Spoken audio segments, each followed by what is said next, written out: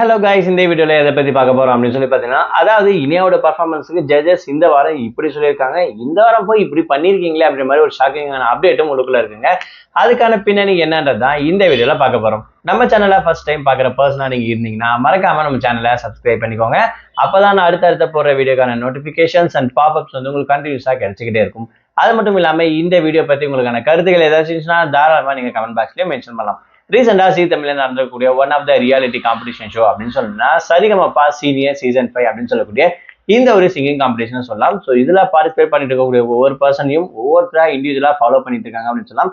அவங்களுடைய யூனிக் வாய்ஸை வச்சு அப்படின்னு சொல்லிட்டு அந்த வகையில தேவயானி அவங்களுடைய மகள் இனியா என்னுடைய பேரை இப்படி சொல்றதை விட எனக்குன்னு ஒரு தனி பேரை வேணும் அப்படின்ற விஷயத்த ஸ்டாண்ட் பண்ணுன்றதை ரொம்பவே விரும்பிட்டு இருக்காங்க. அந்த வகையில அவங்க போட்டுருக்கக்கூடிய எஃபெக்ட் வந்து பாத்தீங்கன்னா லாஸ்ட் வீக்கே தெரிஞ்சிருக்கும். ஸோ கண்டிப்பா என்னோட எஃபெக்ட் என்னோட பேர் தனிச்சு நிற்கும் அப்படின்ற விஷயத்த வந்து ஜட்ஜஸ் வந்து அந்த விஷயத்த சொல்லியிருப்பாங்க. அவங்களும் இன்னும் ப்ரௌடா ஃபீல் பண்ற மாதிரி நான் கண்டிப்பா நடந்துப்பேன், இன்னமும் அப் ஸ்டெப் வந்து நான் போகுவேன்ற விஷயத்த எல்லாமே மென்ஷன் பண்ணியிருப்பாங்க. ஸோ அந்த வகையில இந்த வாரம் அவங்க ப்ரூவ் பண்ணிட்டாங்க அப்படின்னு கூட சொல்லலாம்.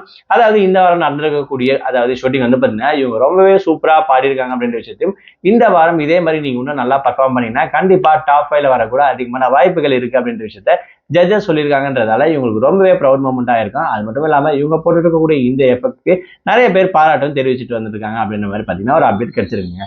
இனியாவோட பர்ஃபார்மன்ஸ் பாத்தீங்கன்னா அவங்க வச்சு கிட்டத்தட்ட அதாவது 25 பேர்ல ஸ்டார்ட் பண்ணி இப்போ 12 கண்டஸ்டன்ஸ்குள்ள வந்து பாத்தீங்கன்னா வந்திருக்காங்க.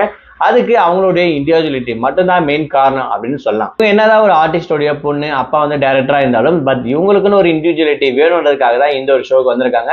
இவங்களை ரொம்பவே மோட்டிவேட் பண்றது என்னுடைய அம்மா தான் அப்படின்ற விஷயத்தை இனி ஆல்ரெடி சொல்லியிருக்காங்க. பட் இருந்தாலும் இவங்களுடைய எஃபெக்டும் இதுக்குள்ள இருக்கிறதால இன்ன வரைக்கும் ஸ்டாண்ட் பண்ணிட்டு இருக்காங்க அப்படின்ற விஷயத்துல எந்த ஒரு சந்தேகமும் இல்லை அப்படின்னு சொல்லலாம். இவங்க பாட்டுமே ரொம்ப சூப்பரா பாடக்கூடிய ஒரு பர்சன் அப்படின்ற விஷயத்த நான் இந்த நம்புறேன். ஸோ இதை பத்தி நீங்க என்ன நினைக்கிறீங்க, உங்களோட கமெண்ட்ஸ் என்னன்ற விஷயத்த மறக்காம கமெண்ட் பாக்ஸ்ல மென்ஷன் பண்ணுங்க. அது மட்டும் இல்லாம என்னுடைய ஃபேவரட் கண்டஸ்டன்ட் இவங்க தான்ப்பா என்னைக்குமே அப்படின்னு சொல்லிட்டு நீங்க யாரை சொல்றீங்களோ அந்த பர்சன் பேரை மறக்காம கமெண்ட் பாக்ஸ்ல மென்ஷன் பண்ணுங்க.